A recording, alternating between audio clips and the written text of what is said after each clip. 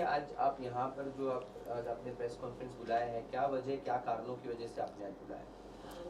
ये press conference आज की रखने की वजह ये है, कल 17 फरवरी है। 17 फरवरी मैंने अनाउंसमेंट किया था कि मैं भूख हड़ताल पे बैठूंगी, अनशन पे बैठूंगी। तो मेरे इस अनशन को कॉपरेट करने के लिए हिंदुस्तान के कोने कोने से लोग आ रहे हैं। तो ये जो लोग मेरे पास आ रहे हैं और मुझ तक पहुंचना चाहते हैं आज़ाद मैदान में, हम माइनॉरिटी के ऊपर जो कानून ने नेगेटिविटी दिखाई है, मतलब हमारे प्रति उनको कोई लगाव नहीं है। वो भी, हम भी इस देश के नागरिक हैं। मैं बात कर रही हूँ माइनॉरिटी मुस्लिम कम्युनिटी की। मेरे पास में 2 मर्डर केस है। एक की विक्टिम मेरे बाजू में बैठी, विक्टिम की मदर, जिसमें 15 साल की बच्ची मर गई, जो कि 15 माले से बिल्डिंग से गिर के मरी है। उसकी मौत अभी तक एक मिस्टीरियस डेथ स्टोरी है। पुलिस ने कोई एफआईआर नहीं लिया। एक ये मैटर। दूसरा ये मैटर, जो एक 17 साल का लड़का बांद्रा ईस्ट के रेलवे ट्रैक के पास से, उसको जिस आदमी ने मारा, उस आदमी जो मारता हुआ, जो वो अक्यूज था, उसको विक्टिम के सगे छोटे भाई ने देखा। ये दोनों केस को रजिस्टर करवाने के लिए पिछले 8-10 महीने से मैं बहुत परेशान हूँ। अब ये विक्टिम की मदर का स्टेटमेंट हुआ पुलिस स्टेशन में। स्टेटमेंट कब हुआ? जब हमने लास्ट, हमारा आप ही लोग सब सामने आए थे, प्रेस मीडिया वाले। तो हमने जो प्रेस कॉन्फ्रेंस की, उसके बाद में जब मिड डे में और प्रेस जनरल में, जनरल प्रेस में, तो ये दोनों आर्टिकल्स जब आए, पुलिस थोड़ा अपना काम करना शुरू किया।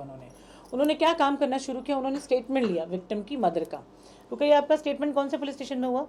अगलीपाड़ा। आगरीपाड़ा। आपसे स्टेटमेंट लेते वक्त कैसी बात की गई? हमारे से वेस्ट लेने के बाद बोल रहे हैं कि तुम्हारे को का शक है। हम कहले कि मेरे बच्चे के साथ मर्डर हुए हैं। जो मैं बयान लिखा रही हूँ वो बयान तुम लिखो, और जो बयान लिखा रही हूँ वो बयान मेरे कॉपी में, इसमें बुक में भी लिखाना हुआ, उस पर लिखो। हाँ।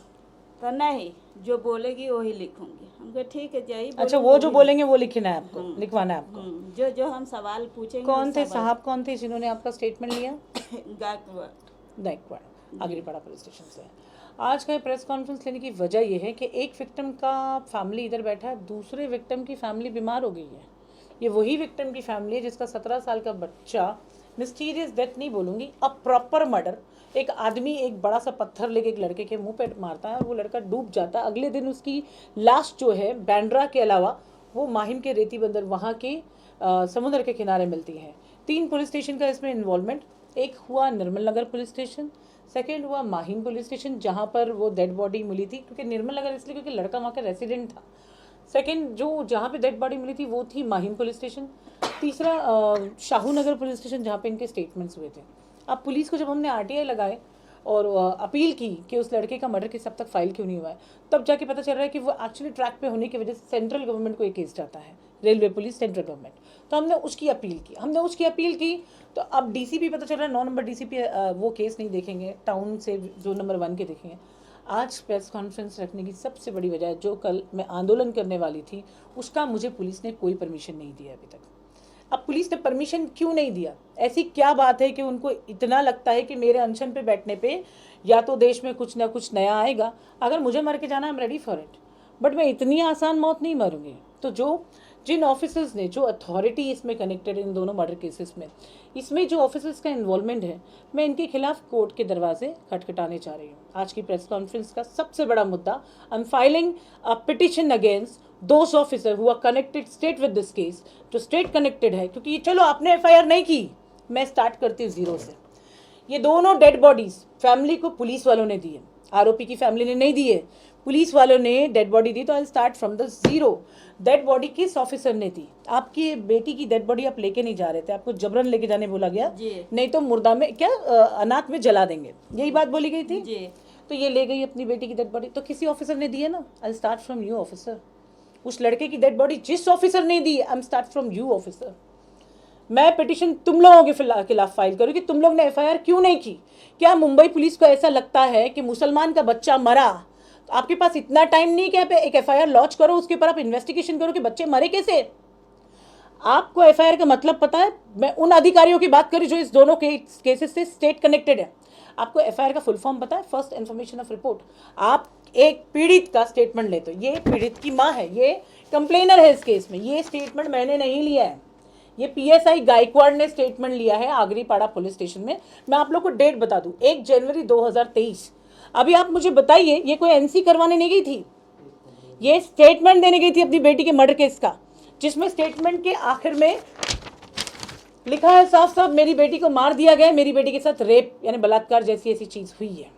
एक 15 साल की बच्ची सेक्सुअली एक्टिव कैसे थी, इसका जवाब मुंबई पुलिस देगी। जब इस औरत का आपने स्टेटमेंट लिया तो आपको ऐसा नहीं लगता स्टेटमेंट के बाद में आपको एफआईआर इमीडिएट फाइल करनी है? 16 दिन तक भी अभी आपकी कौन सी इन्वेस्टिगेशन चालू जो एफआईआर के पहले हो रही है?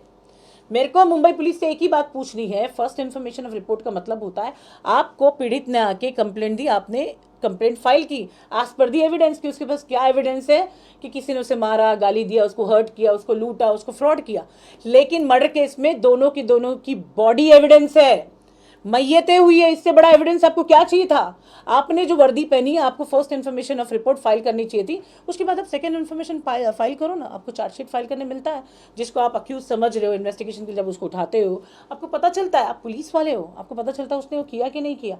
आप मुझे एक बात बताइए, 2-3 साल बाद बॉडीज बाहर निकलती हैं, मर्डर केसेस बाहर निकलते हैं, अक्यूज पकड़े जाते हैं, मुंबई पुलिस वर्ल्ड में जानी जाती है, तो क्या इतनी नाकारा हो गई ये चंद ऑफिसर्स की वजह से कि एफआईआर रजिस्टर नहीं हो रही है? कोई बात नहीं, इन ऑफिसर्स के खिलाफ पिटिशन इन कोर्ट। आगे की कार्रवाई आप किस तरह करोगे? मैंने बताया, अब हम आगे अभी प्रोसीड कर रहे हैं। मैं कोर्ट से परमिशन लाऊंगी आंदोलन का, कोर्ट से परमिशन लाऊंगी पिटिशन फाइल करके आंदोलन का। क्यों मुझे आज़ादी नहीं दी जा रही है आज़ाद मैदान में बैठ के अपनी आवाज़ में लोगों को समझाने की कि आपको अभी कोई दूसरे दल देख लो। हम मुसलमानों की प्रॉब्लम क्या मालूम, हमारे बीच में यूनिटी नहीं है, एकता नहीं है, एक की तकलीफ बाकियों का तमाशा। ये हिंदुस्तान का रीति रिवाज हो गया है। जब तक मेरे तो समझ में नहीं आ रहा है, लड़कियों के साथ में कुछ होता है तो लोग कैंडल जला के उसका शोक जताते हैं, शोक जताते। यहाँ पे एक बच्ची मर के चली गई, इन्होंने प्रोटेस्ट किया पुलिस स्टेशन के बाहर जी। आपके कितने लोगों को अरेस्ट किया गया? 10 आदमी को। 10 आदमी औरतें थे उसमें कि सारे जेंट्स थे? जेंट्स भी है, औरत भी 5-6 औरत भी थी। तो हाँ। उसको 12 बजे रात में छोड़ दिए गए। औरतों को छोड़ा गया, आदमियों को केस में डाला गया। यानी इन्होंने आंदोलन किया, देख लो इस केस की रोशनी। इन्होंने आंदोलन किया कि मृतक बच्ची के फेवर में एफआईआर लो। बच्ची मरी कैसे, तो एफआईआर किस चीज का लिया गया? पुलिस स्टेशन के बाहर खड़े होकर धरना करने का 353 का एफआईआर लिया गया, 353 का एफआईआर। पुलिस के काम में बाधा डालना, गवर्नमेंट के काम में बाधा डालना। आप मेरे को बताइए, या तो आपके अक्यूज फैमिली के साथ में रिलेशंस बहुत अच्छे हैं, या आपकी कानूनन जो सैलरी है उसका वजन कम है। घबराइए मत, सब कुछ नहीं खरीदी और बिकती है। मेरी यूएसपी ये है कि जो केस मैं लेती हूँ तो मेरे लिए वो ये अटल बात होती है कि मुझे उसको इंसाफ दिलाना है। वो अटल है, अटल। मेरी मांग सिर्फ एक है कानून से, we want justice in both the murder cases. एक विक्टिम का फादर सामने आना बंद कर दिया, दूसरी विक्टिम की मदर यहाँ बैठी है स्टेटमेंट लेकर हाथ में, जो पुलिस का रिकॉर्ड किया हुआ है। 16 दिन लगते एक स्टेटमेंट पे काम करने। आपको एफआईआर की कॉपी, गवर्नमेंट का पेपर है, गवर्नमेंट का पेपर है, वो पुलिस स्टेशन, वो पेपर, वो सब कुछ गवर्नमेंट को बिलोंग करता है, which is maintain by public and we are the public. इसमें ये लेके पेपर पर लिख के बोल रहे कि आपको जहाँ जाना है जाइए। अच्छा, जिसको दिखाना है पेपर दिखाइए। हाँ। जिसको लाना है उसको लेके आइए। क्या है ना, मेरे पास इतना टाइम नहीं है। इस केस में तो आप खुद कंप्लेनर हो, जी। आपको जाना है। सुहान मर्डर केस में कंप्लेनर मैं हूँ। जब आज से 6 महीना पहले उसके फादर को दिया हुआ सबमिशन जैसे ही पुलिस स्टेशन पहुँचा, उसने यह आके बताया, मेरे पास रिकॉर्डेड है, उसने आके मुझे बताया कि मैडम मैं एफआईआर नहीं कर सकता। मैंने पूछा क्यों? सुन रहे हैं आप पत्रकार साहब? अब सारे पत्रकार महोदयों को मैं बोलूँगी, इस कैप्शन को आप प्रॉपर मीडिया में बताएं कि ताकि जनता को पता चले कि एक पीड़ित के फादर को कैसे बुला के धमकाया गया कि अगर तू कंप्लेंट के लिए गया या बांद्रा वेस्ट वाली मैडम के पास गया तो हम तेरे पे एफआईआर करके तेरे को अंदर डालेंगे। तो मुझे उसने एक अपना सबमिशन दिया है, सुहान के फादर ने, सलमान शेख ने, कि मैडम मैं ये केस खुद फाइल नहीं कर सकता, मैं चाहता हूँ कि मेरे बच्चे को इंसाफ दिलाने के लिए आप ये लड़ाई लड़े, क्योंकि पुलिस के दबाव में मैं ये काम नहीं कर पाऊंगा। दूसरा, ना मैं पढ़ा लिखा हूँ, ना मुझे कानून की नॉलेज है, और मैं चाहता हूँ कि आप मेरे बच्चे को इंसाफ दिला। तो ऐसा सबमिशन मैं ऑलरेडी ले चुकी हूँ, और उस मर्डर केस में मैं खुद एज अ कंप्लेनर स्टैंड हो रही हूँ। और आप लोगों को मैं बता दूँ कि उस मर्डर केस में मारता हुए बंदे को देखा गया है, विटनेसेस है उस केस में। तो कैसे, आप क्या समझते हैं? आपकी बेटी की मर्डर केस में आपकी बेटी पागल थी?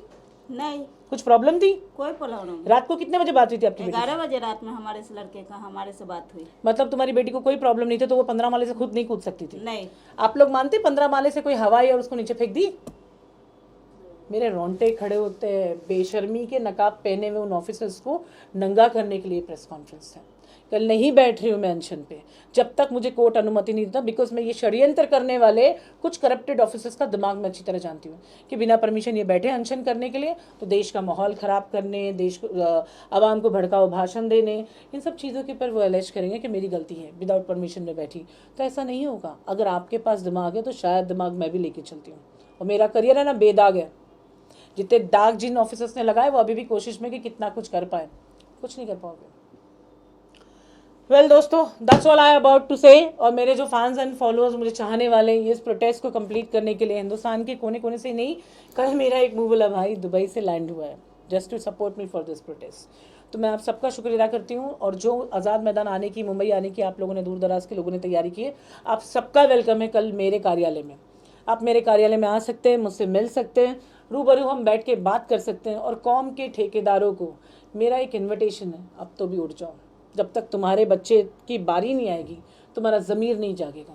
चाहे आप नेतागण हो, आप पॉलिटिशियन हो, आप एडवोकेट्स हो, या आप हाउसवाइफ हो, आप कोई भी लेवल के बिजनेसमैन हो, आप चीज़ समझ लो, जब तक आपका बच्चा नहीं मरेगा आपके कान में जू नहीं रहेंगी। आपको ऐसा लगता है इस देश में माइनॉरिटी को दबाना इतना आसान हो गया है।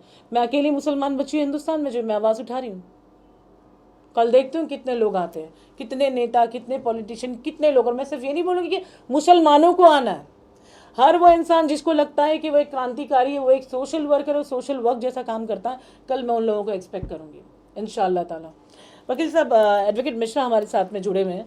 मिश्रा जी, आप ये बताइए हम कब तक प्रोसीड करेंगे 156(3) के लिए, ये मर्डर केस के, plus petition against the officers? 3-4 दिन में। दोस्तों, अगली बाइट हम ज़रूर देंगे पब्लिक के सामने पिटिशन फाइल करके। इन ऑफिसर्स को जिनको पगार मिलती है काम करने की, ना करते हैं तो इनको हम कोर्ट बुलाएंगे, इंशाअल्लाह ताला इनसे जवाब लेंगे। खुदा हाफिज़ दोस्तों, दुआ में याद रखना।